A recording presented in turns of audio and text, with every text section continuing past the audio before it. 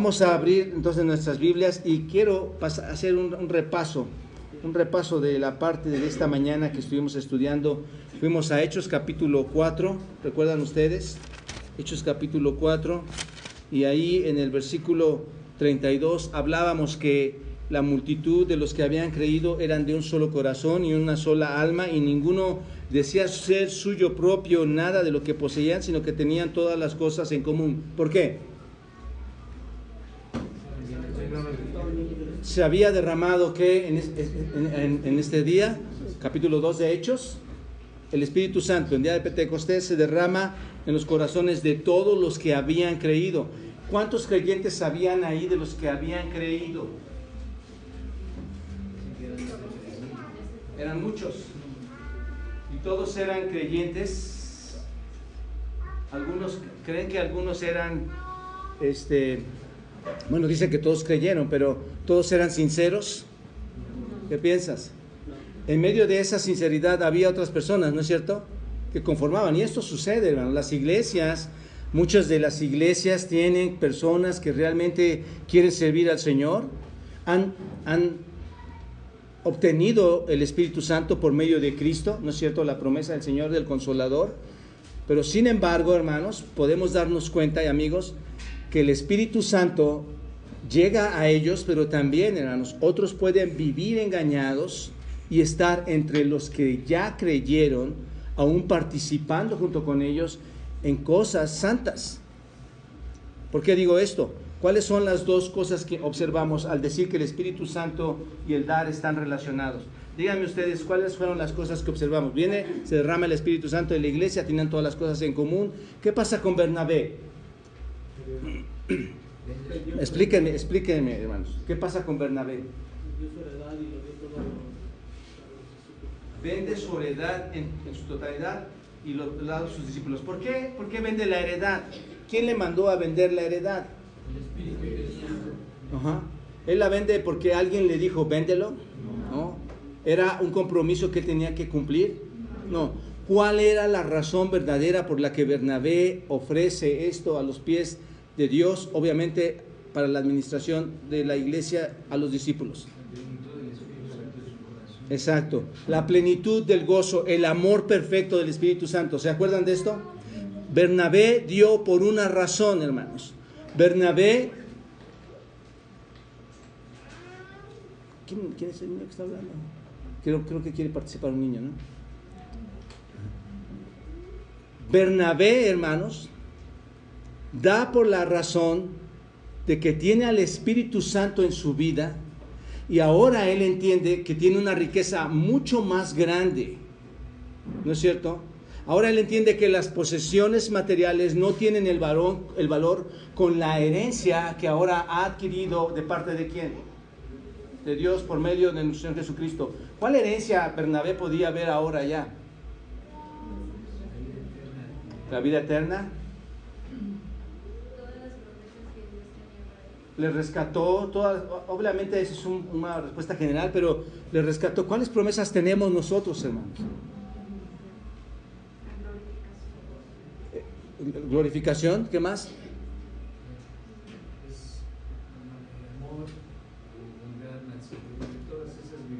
El Señor me da la oportunidad de entrar a su presencia. Me llama su hijo. Me dice que soy heredero con él y coheredero en Cristo, ¿no es cierto? Bernabé sabe que tiene todas esas cosas, hermanos. Sabe que le pertenecen todas esas cosas, y ahora él no se atiene como algo que lo pueda sustentar en la tierra de los bienes materiales que posee, ¿no es cierto? Ellos reciben el Espíritu Santo y saben ahora, entienden que necesitan ayudar a otras personas, a otros creyentes. Pero Bernabé entiende perfectamente que ahora su riqueza está en el Señor. ¿Podía darlo entonces? Sí. La pregunta para la iglesia es, ¿por qué no lo damos nosotros? ¿Por qué? Porque no está, ¿qué? Esa llenura del Espíritu morando en ¿quiénes? Nos duele dar, tenemos temor de dar, tenemos temor de tener pérdida material. cuidamos nuestros recursos como si eso tuviera un valor primordial, y hablábamos de los recursos. ¿Qué es para el mundo el dinero, hermanos? Su ídolo. Pablo le dice a Timoteo, el amor al dinero es ¿qué? ¿Raíz de qué? De todos los males. ¿Se dan cuenta? Entonces, algo sucedía. El gozo del Espíritu en Bernabé está demostrado en la forma en que él se desprende de los bienes materiales y lo da a la congregación, a las necesidades de la congregación. ¿No es cierto? Explicaba a ustedes, no puede llegar alguien aquí y decirle como Santiago, bueno, vete, abrígate, come y pásala bien y esperamos que te vaya mejor. No. ¿De qué aprovecha, dice Santiago, esto? ¿De qué aprovecha? De nada. ¿No es cierto? Entonces, cuando tú no estás ofrendando correctamente, y aclaraba en la mañana, y no quiero llegar a todo lo que comenté, ustedes lo tienen, lo pueden repasar otra vez, pero cuando tú no estás dando, no hay una relación correcta, no hay un gozo, no estás dando con gozo del Espíritu. ¿Te das cuenta? Hay miedo, hay temor en dar. Un segundo aspecto que veíamos de la ofrenda, de cómo dar la ofrenda, ¿cuál fue? La historia dice que Bernabé tenían todas las cosas en común. Bernabé da sus bienes, los pone al lado de los apóstoles, ¿no es cierto?, a los pies de ellos, y los repartían según la necesidad. Pero había un pero ahí, en el capítulo 5, versículo 1, peros importantes. ¿Qué dice el capítulo 5? ¿Alguien lo tiene ahí? ¿Alguien que lea el 5.1? Pero cierto hombre llamado Ananías, con Zafira su mujer, Si quieres llévame a los textos, Brian, por favor, están ahí los textos. una heredad, y sustrajo desprecios sabiendo ¿lo quitaste? también su mujer, y trayendo solo una parte, la puso a los pies de los apóstoles. Ahí está. Pero cierto hombre, ¿qué? ¿Llamado qué? Ananías, con Zafira su mujer, vendió su heredad. ¿Y qué hizo, hermanos? ¿Qué hizo este hombre? Sustrajo. Ahora, importante, recuerden esto. Este hombre pertenecía a los que habían creído, a la multitud de los que habían creído. Estaba mezclada con ¿quiénes? Con los que verdaderamente tenían el Espíritu en su vida, ¿no es cierto? Estaba mezclado con ellos, y este hombre dice que sustrajo del precio, a diferencia de ¿quién? Que tenía una llenura del Espíritu y estaba convencido de que no pasaba nada si él entregaba sus bienes, ¿no es cierto? Entonces, sustrajo el precio sabiéndolo también ¿quién? Hermanos, aquí el paréntesis que hacen en la mañana. ¿Cuántos de ustedes saben que tu esposo no está dando lo correcto? Digo, me puse de ejemplo esta mañana yo. Mi esposa siempre era la que decía, tienes que ofrendar. Les decía que cuando se compraron las mesas, las sillas, Dios nos bendijo por un tiempo con unos recursos en ese tiempo. Le digo, oye, si compramos esto, y se acuerdan que le dije que mi esposa dijo, no compres nada para la iglesia. ¿Se acuerdan que les dije esto? Me regañó. Yo la regañé. Ella enseguida me dijo, sí, vamos. Y estaba ahí, vamos a comprarlo, vamos a llevarlo. Hermanos, cuando hay llenura del Espíritu, hay gozo cuando te desprendes. De verdad, hermanos, el dinero se vuelve un ídolo. Y cuando tienes ese dinero, como decía esta mañana, quieres ir y la tentación es tan grande que quieres participar de la mundalidad con los recursos que tienes, ¿no es cierto? ¿Cómo participas de eso? ¿Qué quieres? Ya, hoy un hermano ya me decía, no, yo ya quiero mi auto.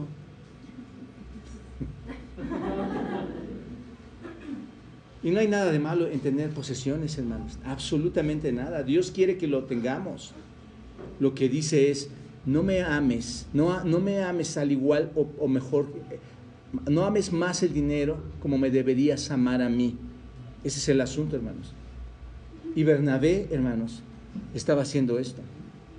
Ananías y Zafira, por el contrario, sustraen del precio, ¿no es cierto? Está Ananías, sustrae del precio, aquí lo vemos, ya está, gracias Brian, sustrae del precio junto con su mujer, en un sentido diría yo son cómplices, ¿no es cierto? Lo sustrajo del precio sabiéndolo también su mujer, trayendo ¿qué, hermanos? Una sola parte, y la puso a los pies de los apóstoles. ¿Qué quería mostrar aquí Ananías, hermano? Que era igual que Bernabé, yo también puedo vender. Pero pasó por alto algo muy importante. ¿Qué fue lo que pasó por alto, hermanos? Y aquí es donde debes entender, todo lo que tú haces en tu vida tiene un impacto porque el Espíritu Santo está presencialmente contigo.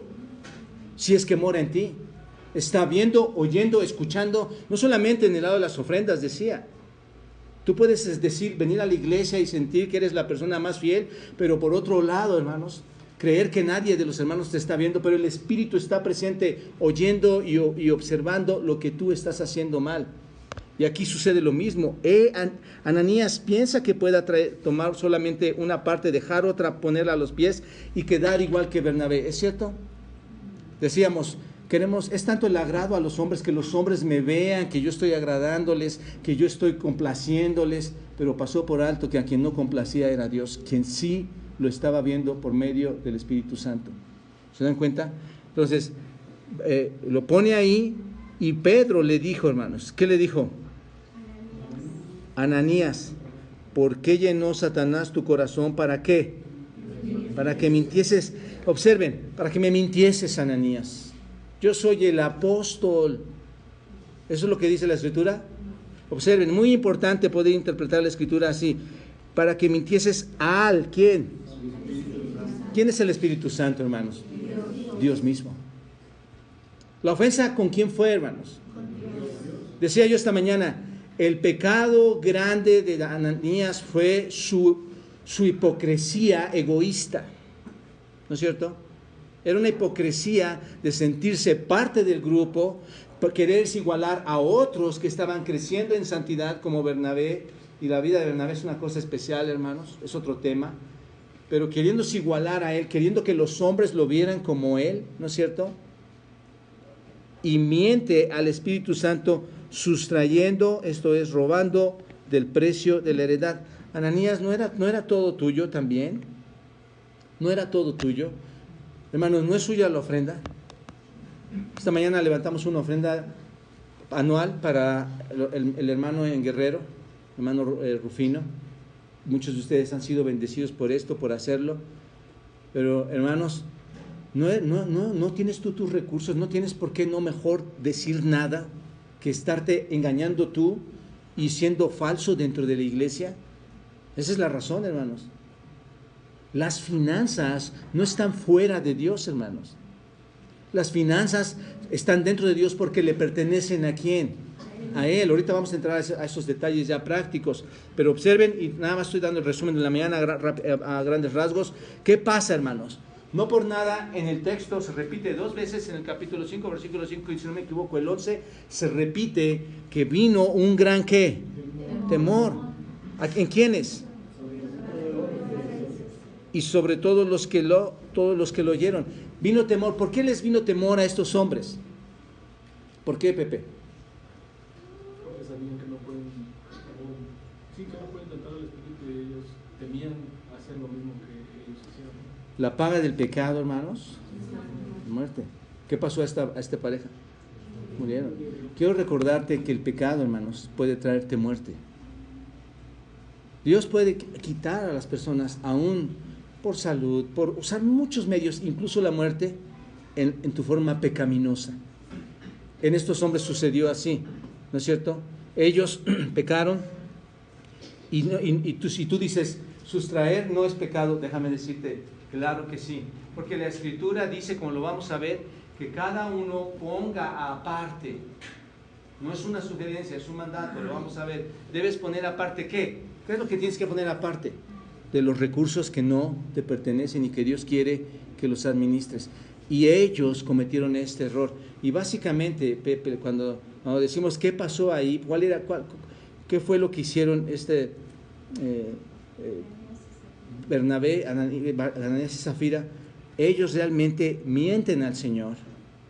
Lo hacen con toda alevosía, conscientes de lo que estaban haciendo, pensando que iban a engañarlos, ¿no es cierto? Y decíamos, cuando tú estás aquí también, deberías de tener una buena administración de tus finanzas, unas finanzas sanas, en donde sabes apartar tus recursos para el Señor.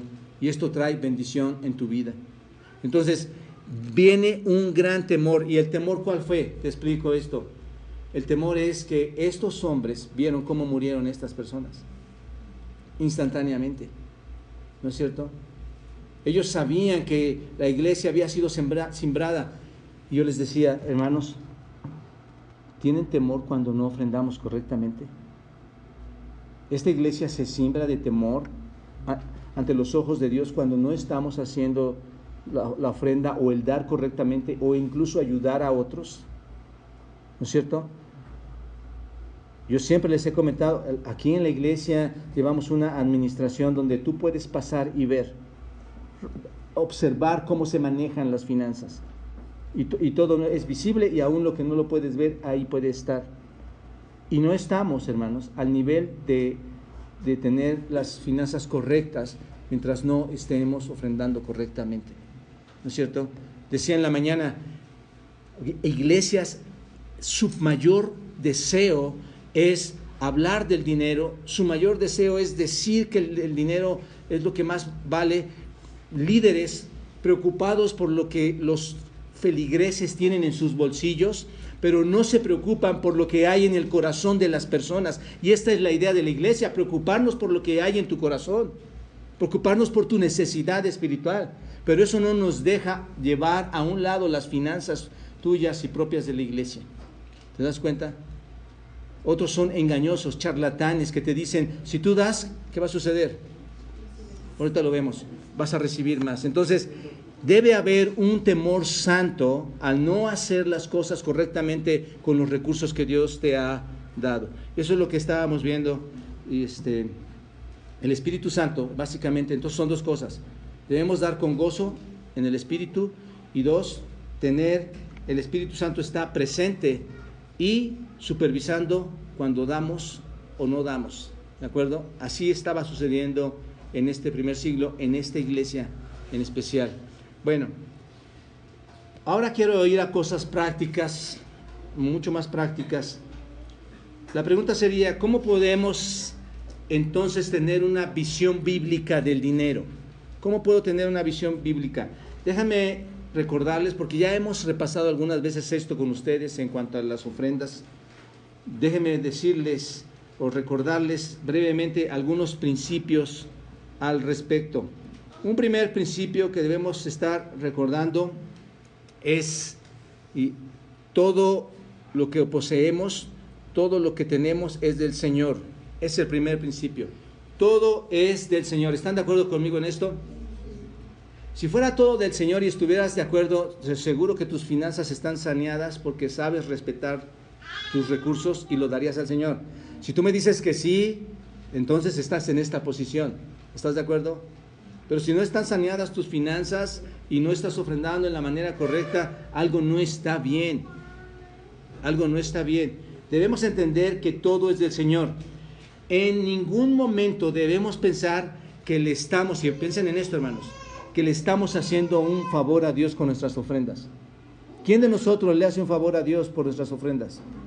Ninguno, hermanos. Déjenme quitar el saco. ¿De quién es todo, hermanos? Todo es suyo, todo es del Señor. ¿Qué es todo? Tu casa, tu auto, exacto, todo. ¿Qué es todo?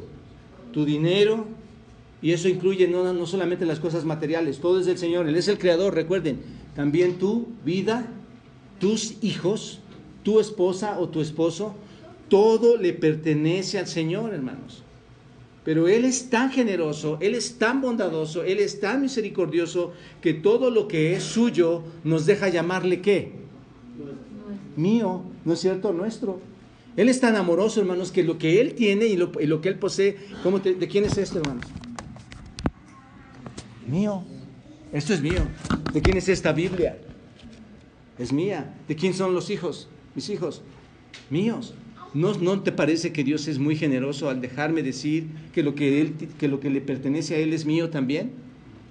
La cuestión es la administración y la glorificación que le damos al Señor con estos bienes. Si tú no entiendes que todo es de Él, que todo proviene del Señor, hay un conflicto teológico, no concuerdas con la doctrina fundamental de dar y recibir, hermanos.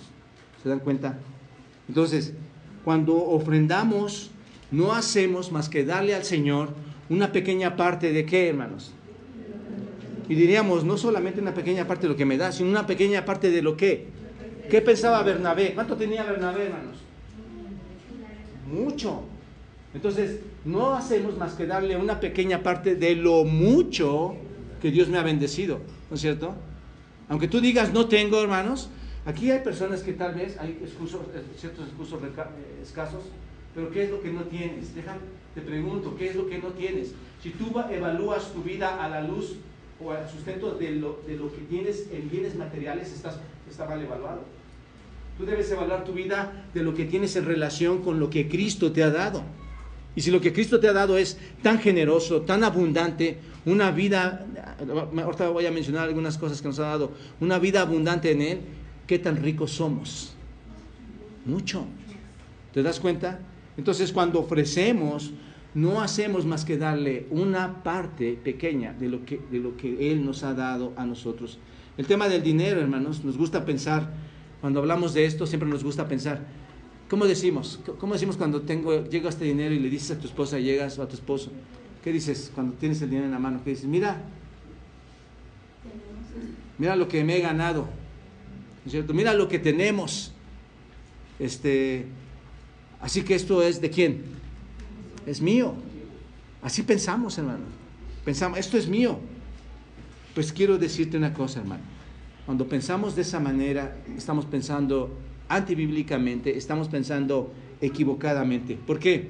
La Biblia dice en Primera de Crónicas 29:11, dice, tuya es, oh Señor, la magnificencia y el poder, la gloria, la victoria y el honor, porque todas las cosas que están en los cielos y en la tierra son tuyas. Qué impresionante, ¿no es cierto? A ti es la gloria, porque todo, la honra, la gloria, el poder, la victoria, el honor y todo lo que hay en los cielos y en la tierra, yo diría, y debajo de la tierra, y aún en el espacio que no podemos ver, ¿de quién es? De Dios. Tenemos que reconocer que todo es del Señor. Ageo capítulo 2:8 y dice, mía es la plata y mío es, ¿qué? El oro. ¿Quién lo dice? El Señor, así dice. Mía es la plata y mío es el oro, dice el Señor. ¿Qué es de nosotros, hermanos? El material con que se diseñan las monedas, ¿de dónde se ha extraído? De la tierra. ¿Quién hizo los cielos y la tierra, hermanos? ¿Quién hizo los minerales? ¿No es cierto? El hijo que tú tienes a tu lado ahora por bendición y gracia de Dios, ¿quién lo diseñó? ¿Quién lo tejió desde ese vientre? ¿A quién le pertenece?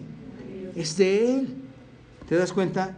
Entonces las riquezas, hermanos, le pertenecen a Él. ¿Alguien ha jugado Monopoly? ¿Sí o no? Es un juego de hace, los más viejitos lo conocen. ¿Alguien lo ha jugado? ¿No? ¿Tú? ¿No? El Monopoly es que el que va ganando, ¿qué hace, hermanos? ¿Qué compran? Y no se ponen ahí como locos a comprar y se sienten reyes de lo que tienen, ¿no es cierto? Ya compré este hotel y ya compré este otro hotel y pasan unos por ahí, le cobras impuestos y tienes ganancias, ¿no es cierto? Pero cuando termina el juego, todo el dinero que tú tienes en el Monopoly, ¿a dónde lo llevas? Lo que sacaron del banco, lo vuelves a regresar al banco, ¿no es cierto? ¿Y con cuánto te quedaste?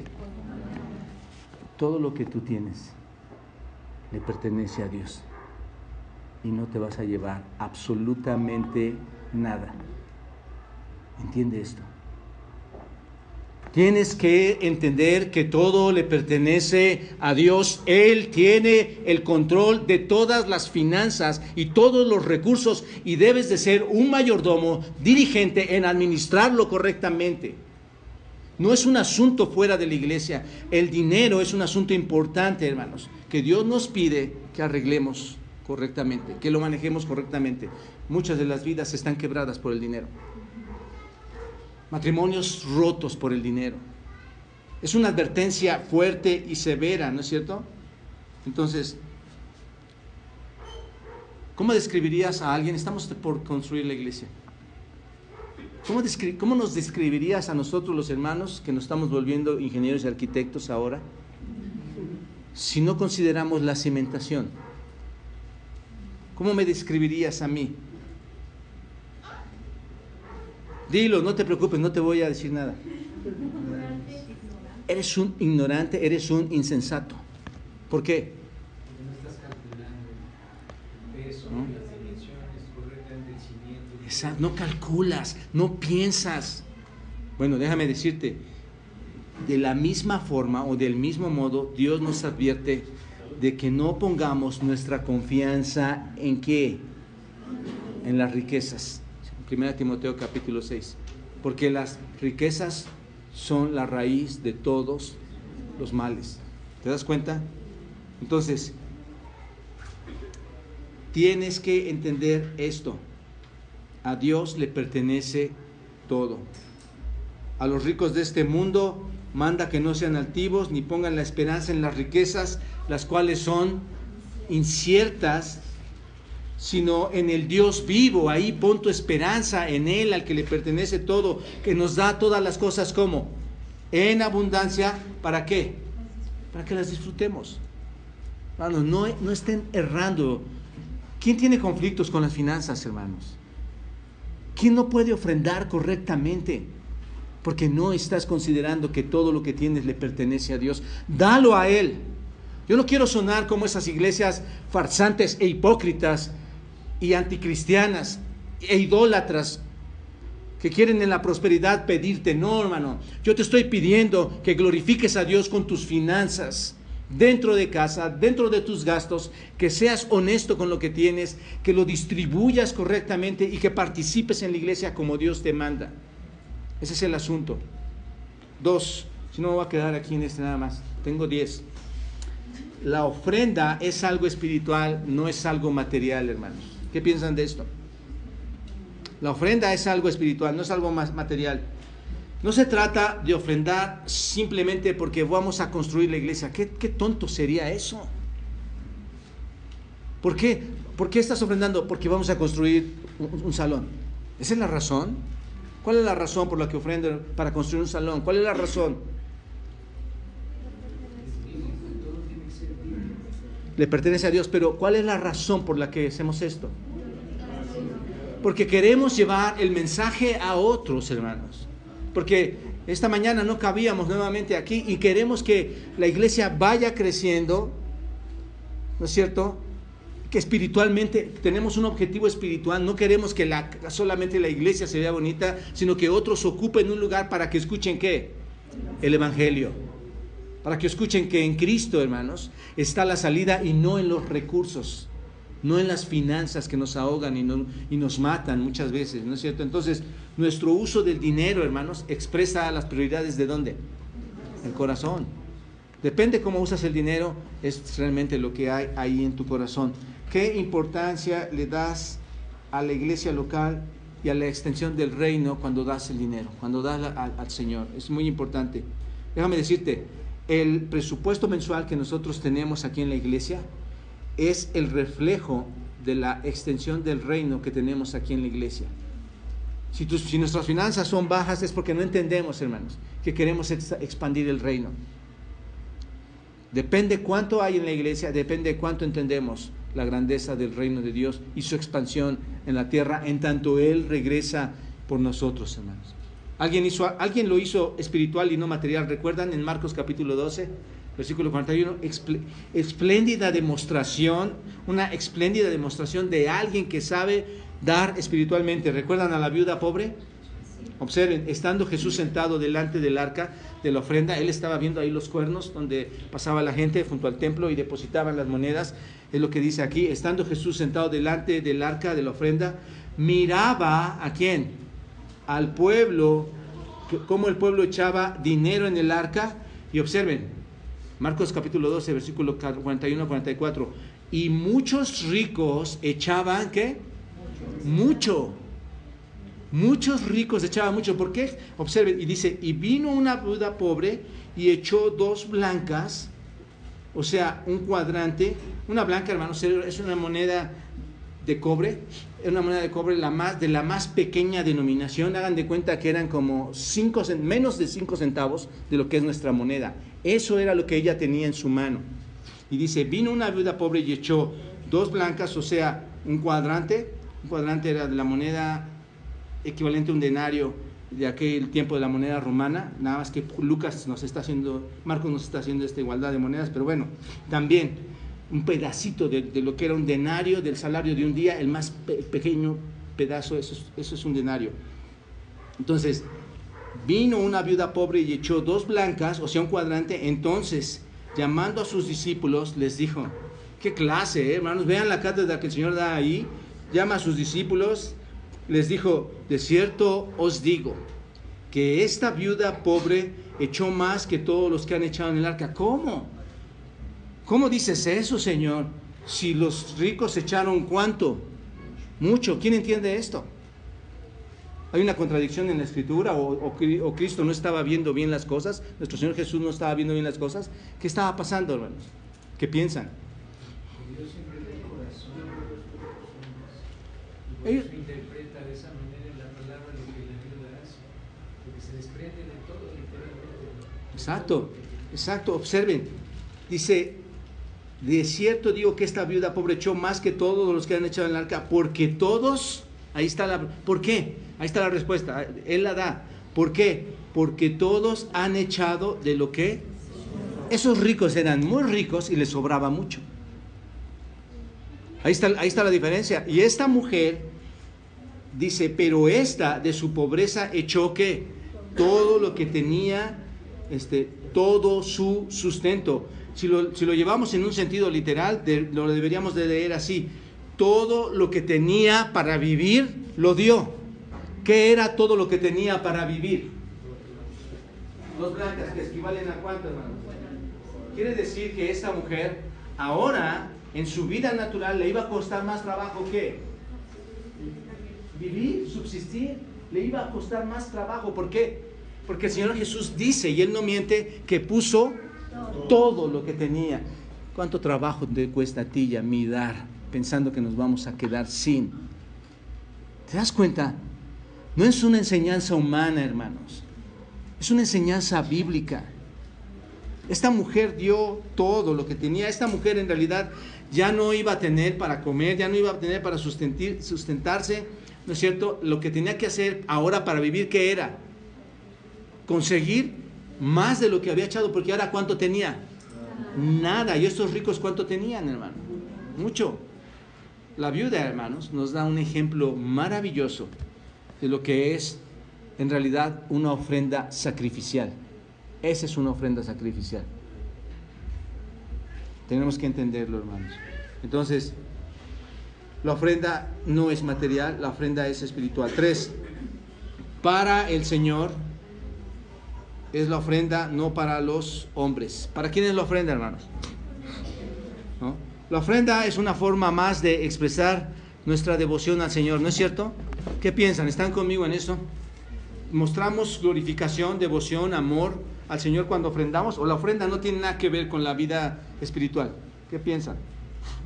El Señor lo mencionó, ¿no es cierto? La oración es parte de la vida devocional. La lectura de la palabra de Dios es parte de la vida devocional. La ofrenda, hermanos, también es un aspecto de nuestra adoración al Señor. Por eso se levanta aquí. Nosotros adoramos al Señor por medio de las ofrendas. Recordemos que la ofrenda es algo entre ¿quién? Entre tú y Dios. Así es, hermanos. El Espíritu Santo te ve a ti, si es que mora en ti, y cómo lo haces. Colosenses 3, versículo 23 y 24 dice, y todo lo que hagáis, hacerlo de corazón, ¿como para quién? Para el Señor y no para los hombres, sabiendo que del Señor recibirás la recompensa de la herencia, porque a Cristo el Señor servís. En el contexto está hablando de que ellos debían servir a sus amos, ¿no es cierto? Y aunque los amos no estuvieran de acuerdo en lo que estaban haciendo o no les pagaran correctamente, hay alguien que sí, al ver tu obediencia, al ver lo que tú hacías bien, ¿cómo pagaba?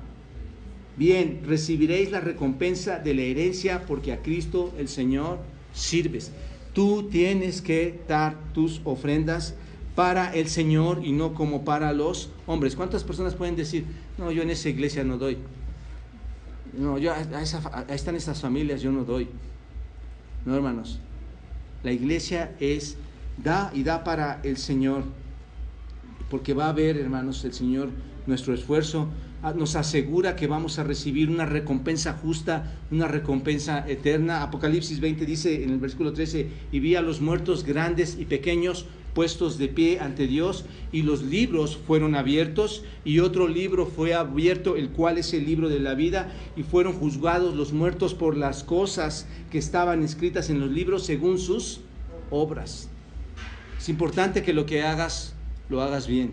Entonces Dios va a responder de manera imparcial a tu obediencia, y no solamente a tu obediencia, sino a tu desobediencia también, por tus obras, ¿no es cierto? No estoy hablando de que esto te salva, entendámoslo. 4, no ofrendes para que Dios te dé, ofrenda porque Dios te ha dado mucho. No, ¿cuántos ofrendan? ¿Cuántos son engañados diciendo ofrenda y Dios te va a dar más? Si has ido a una iglesia así, o si has tenido amigos así, déjame decirte que están chantajeando tu vida. Tú no debes ofrendar para que Dios te dé más o te dé recursos. Ofrenda por lo que Dios te ha dado. Es lo que les digo, hermanos, es el mal llamado el evangelio de la prosperidad. Eso es lo que se da muy en día hoy, presenta el ofrendar como si fuera un negocio. Vamos a negociar. Tú das, vas a recibir más. Es un negocio. Eso es en realidad, hermanos, el supuesto evangelio de la prosperidad. Algunos dicen ofrenda para que Dios te bendiga. No es cierto, hermanos, no es así. Hoy Cristo, hermanos, que es todo, es nuestra suficiencia, es nuestra tierra prometida. En Él, en Cristo tenemos todo, tenemos suficiencia en Él. Él nos ha dado todo, no nos falta absolutamente nada. Lo que compartía con ustedes, Efesios 1:3 dice: bendito sea el Dios y Padre de nuestro Señor Jesucristo, que nos bendijo con toda bendición espiritual en los lugares ¿qué? Celestiales en Cristo, según nos escogió en Él antes de la fundación del mundo, para que fuésemos santos y sin mancha delante de Él. Observen, hemos sido bendecidos en toda bendición espiritual. Efesios capítulo 1 y en adelante, importantísimo libro, hermanos. Lo estudiamos un año aquí, predicación expositiva. ¿Cuáles son las bendiciones de las que está hablando aquí el apóstol Pablo a los Efesios? ¿Cuáles? Las bendiciones celestiales, eternales en Cristo. ¿Cuáles son? ¿Lo recuerdan o no?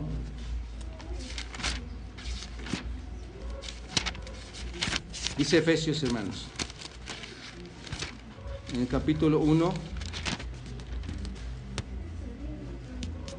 bendito sea el Dios y Padre de nuestro Señor Jesucristo, que nos bendijo con toda bendición espiritual en los lugares celestiales. Y más adelante nos dice que porque fuimos, según nos escogió antes de la fundación del mundo. Nos escogió, es una bendición. Fuimos escogidos, ¿no es cierto? También dice que fuimos en amor, habiendo sido predestinados para ser adoptados. Fuimos escogidos, fuimos predestinados, fuimos adoptados. Tenemos redención en el Señor, nos da sabiduría e inteligencia espiritual, tenemos herencia en los cielos, hemos sido sellados con el Espíritu Santo, nos dio vida cuando estábamos muertos, etc. ¿Cuánto tenemos en el Señor, hermanos? Todo.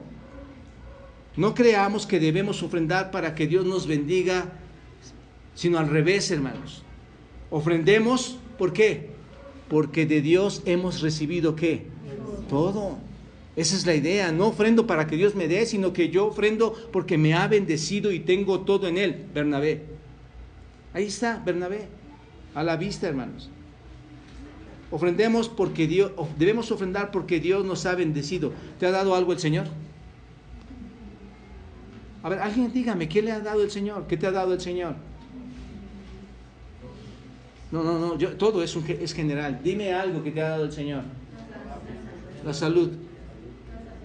La salvación. Manuela tiene a la niña ahí.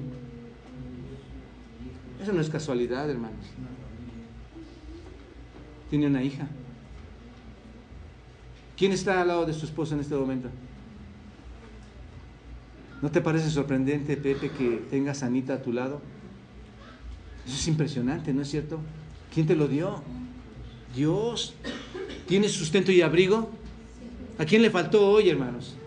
A nadie. Dios te ha provisto para cada día. Sí, nuestras ofrendas no son para negociar con el Señor, hermanos. Entiendan esto. sino es una muestra de gratitud, de devoción, de bondad, una muestra de generosidad, ¿no es cierto?, que tenemos para con Dios de todo lo que ha dado y lo que nos ha dado a nosotros. 5. Ofrendar es un privilegio.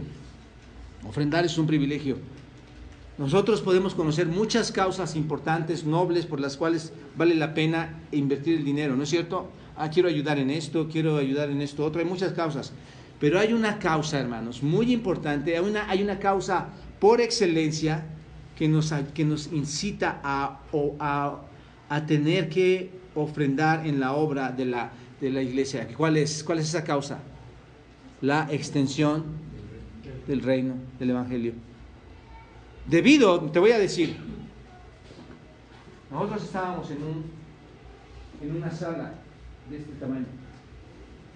Debido a que la gente empezó a ofrendar, pudimos estar en un estacionamiento. Debido a que la gente empezó a ofrendar, pudimos estar en la parte baja de este edificio, sin el edificio arriba. Debido a eso, llegó gente, porque el evangelio se estaba compartiendo. Debido a que logramos poner este salón aquí arriba con los recursos, llegó más gente como ustedes. Y Emily fue y le dijo a su papá, y su papá le comparte a su cuñado, y la hija le comparte a la mamá, y los hijos que llegaron le comparten a los padres. El evangelio se fue extendiendo debido a que hubo una causa especial por las ofrendas. ¿Cuál es? Que Dios, hermano, quiere extender el reino para que tú y yo estemos en su presencia, para ser salvos en Cristo. ¿Te das cuenta? Las finanzas son cosas importantes dentro de la iglesia. Entonces, desea que muchos escuchen acerca del camino de la salvación. Según a los Corintios, ¿recuerdan ustedes? Pasaje importante, ya lo he dado en clase acerca de las ofrendas, solo lo estoy tocando en capítulo 8, versículo 1 a 4, cuando los macedonios están ayudando a los judíos ahí en Jerusalén, a la pobreza. Dice, asimismo, hermanos, os hacemos saber de la gracia de Dios que se ha dado a las iglesias de Macedonia, que en grande prueba de tribulación, la abundancia de su gozo y su profunda pobreza abundaron en riquezas de su generosidad. Pues doy testimonio, dice, de que con agrado han dado conforme a sus fuerzas y aún más allá de sus fuerzas, pidiéndonos con muchos ruegos que les concediésemos, ¿qué? El privilegio. ¿A quiénes? A los que no tenían, a los que estaban batallando en recursos. Les dice, concédanos el privilegio de participar en este servicio para los santos. Entonces, ofrendar es un privilegio. 6. Ofrendar es una responsabilidad, hermanos. Ofrendar es una responsabilidad. Los creyentes son o somos los que con nuestras ofrendas, ¿qué hacemos? ¿Qué hacemos con nuestras ofrendas? ¿Alguien lo sabe? ¿Qué hicimos esta mañana?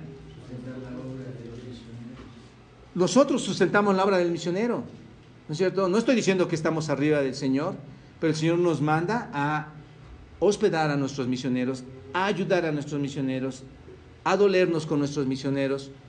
Nosotros como creyentes ofrendamos y enviamos a nuestros misioneros. Nuestras ofrendas sostienen ¿a quién? A los pastores.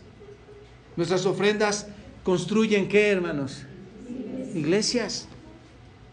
Todo lo que ofrendamos tiene un sentido de propósito. Hermanos, cuando ustedes vean que un pastor o un líder de la iglesia está haciendo mal uso y gastando los recursos para otro propósito fuera de la iglesia y el evangelio, esa persona, hermanos, sea anatema. Y júzguenla como iglesia para que no cometa el grave error de tocar las finanzas de la iglesia.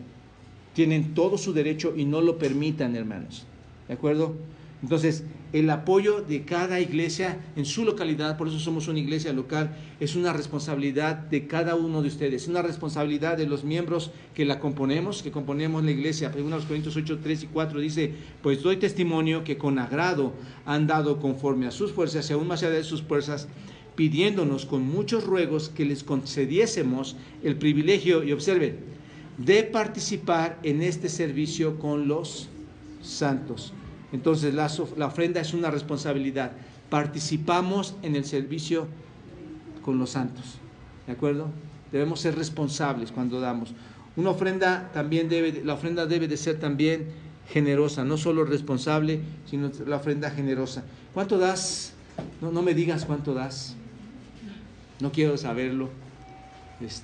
Seríamos muy intrusos en quererlo hacer, pero no se trata, hermanos.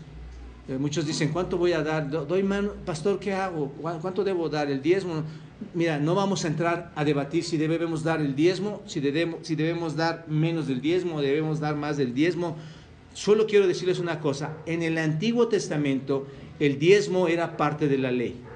Pero eso era en el Antiguo Testamento. Era parte de la ley. Y no había solo un diezmo. Existían muchas formas de dar el diezmo. Ustedes lo pueden ver en Deuteronomio, por citar una parte nada más. En Deuteronomio 26 dice, cuando acabes de diezmar todo el diezmo de tus frutos, en el año tercero, el año del diezmo, darás también al levita, al extranjero, al huérfano, a la viuda, y comerán en tus aldeas, y se saciarán, y dirás delante de Jehová tu Dios, he sacado lo consagrado de mi casa, y también lo he dado al levita, al extranjero, al huérfano, a la viuda, conforme a todo lo que me has mandado. No he transgredido tus mandamientos, ni me he olvidado de ellos. Eran varias formas de dar diezmo. El diezmo ha quedado para nosotros, hermanos, y quiero sintetizarlo aquí para no extenderme, el diezmo para nosotros ha quedado como una escala para ofrendar, pero no es una imposición, hermanos, que entendamos eso, es una escala para poder ofrendar y no es nuestra imposición. Hay momentos en los cuales es posible hacer más del diezmo, dar más del diezmo. Hay otros momentos en los que el diezmo será menos, ¿no es cierto? O más, o muy poco. Pero el asunto es que cuando vamos a la era nuevo testamentaria y vamos al Nuevo Testamento, ahí en 1 Corintios capítulo 16, versículo 2, ahí sí nos da la regla y dice, cada uno de vosotros ponga, ¿no es cierto? Aparte, ¿qué dice? Ponga, en este sentido, ofrende. Cada uno de vosotros, ¿qué dice? Ponga aparte. No voy a entrar al tema como directo de este versículo, podríamos expresar cada palabra, pero aquí hay un principio importante, hermanos. Cada uno de nosotros ponga. Esta palabra ponga es un verbo imperativo progresivo. Todo el tiempo debo hacerlo. No es una sugerencia. Cada uno de ustedes ponga. Aquí, hermanos, debemos ser diligentes de estar llegando cada domingo con nuestras ofrendas ya bien establecidas. Ahí está la parte de la administración. Cada uno de nosotros ponga aparte la ofrenda. ¿Y cuál es la regla? Según haya prosperado. Por eso digo que cuando el diezmo solamente será un parámetro, porque si Dios te prospera con mucho, ¿cuánto tienes que ofrendar? Si te prosperó con poco, ¿vas a dejar de ofrendar? No. Tienes que ofrendar según hayas prosperado. En el Nuevo Pacto, en el Nuevo Testamento, la era nuevo testamentaria, la ofrenda en realidad, hermanos, estaba obedeciendo a principios espirituales. ¿Y cómo debe de ser esta ofrenda? Generosa, amorosa y con gozo, como lo vimos en la mañana. ¿De acuerdo? Número 8, la ofrenda es una inversión espiritual. Cuando tú ofrendas, estás invirtiendo espiritualmente. ¿Por qué digo esto? Según a los Corintios capítulo 9, Pablo, hermanos, el apóstol Pablo da instrucción de cómo ofrendar. Observen, versículo 6, el que siembra escasamente, también segará escasamente, y el que siembra generosamente también, ¿qué? Segará. ¿No es cierto? Y ahí continúa, cada uno dé como propuso en su corazón, no por tristeza o por necesidad, porque Dios ama al dador alegre. Pero aquí Pablo nos dice cómo debemos ofrendar. Todos queremos ver venir a nuestros familiares a Cristo, ¿no es cierto? Todos queremos ver a las familias venir a Cristo, que las familias se bauticen, queremos ver nuevas iglesias, queremos ver que las iglesias se levanten y el evangelio esté llegando a Oaxaca, a Puebla, a cualquier otro lugar, pero déjame decirle, para que esto suceda, ¿cómo debo entonces sembrar? Generosamente. Esto no va a suceder si estoy sembrando escasamente. ¿Se dan cuenta de esto? ¿Me explico en esta parte? No vas a poder extender el Evangelio si tú no estás sembrando. ¿Cuál va a ser tu cosecha si siembras escasamente? Escasamente segarás. ¿Y cuál va a ser tu cosecha si siembras generosamente? Muchos llegarán y escucharán el Evangelio. ¿Se dan cuenta? Muy importante. Muchas veces yo le digo a mi esposa, voy a comprar libros, amor. Voy a comprar libros. Y otra vez mi esposa me dice, no, es más importante tú y yo que guardemos el dinero. Lo que ella me dice, claro que sí.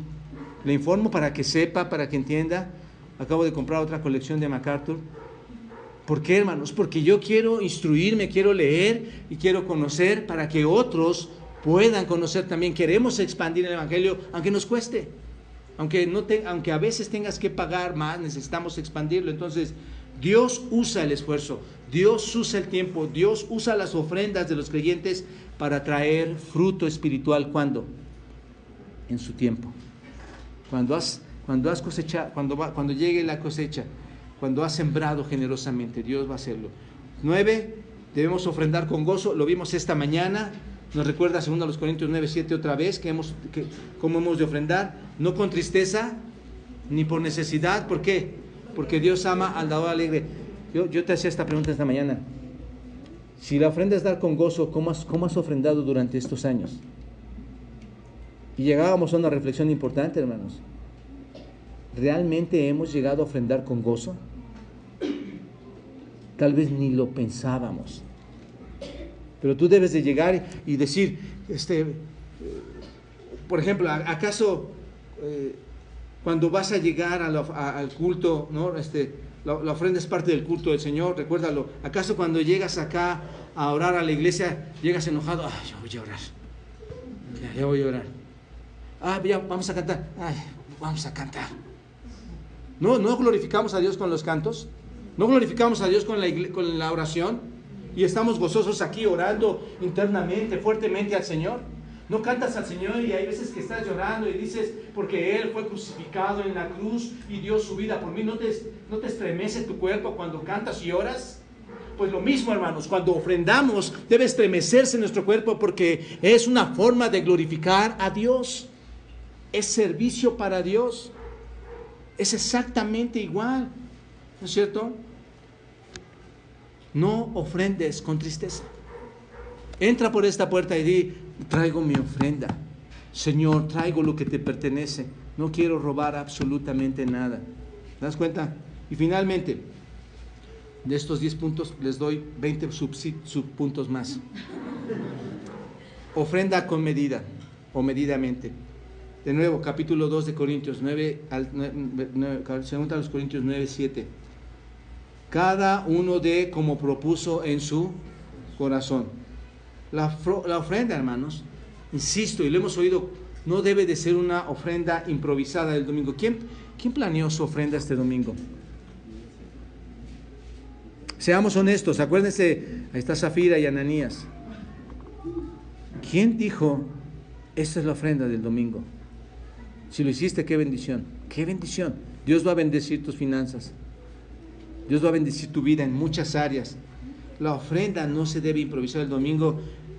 ¿Cuántas veces sacas así? Aquí está, pues, son 20, sí, tengo 20. Y lo das. Buscando ahí en cuánto tienes.